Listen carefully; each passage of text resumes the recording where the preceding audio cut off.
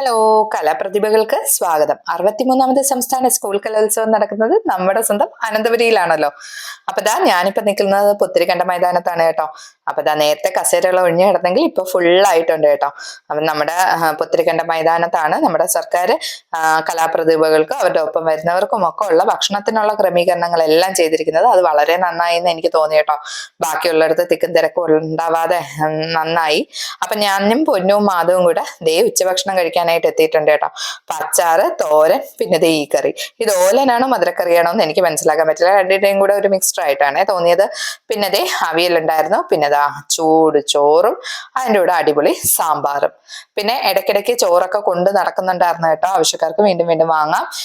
രണ്ടാമത് ചോറും പുളിശ്ശേരിയും ഉണ്ടായിരുന്നു. പിന്നെ മധുരത്തിനായിട്ട് അടപ്രഥമനായിരുന്നേ. പഴയ കലോത്സവ ആഹാരത്തിന്റെ വൈബ് പിടിക്കാൻ വേണ്ടി പോയതാണ്. പക്ഷെ എന്തുകൊണ്ടോ പഴയതാണ് എനിക്ക് കൂടുതൽ ഇഷ്ടപ്പെട്ടത്. നിങ്ങളുടെ അഭിപ്രായം കഴിച്ചവർ കമന്റ് ചെയ്യണേ.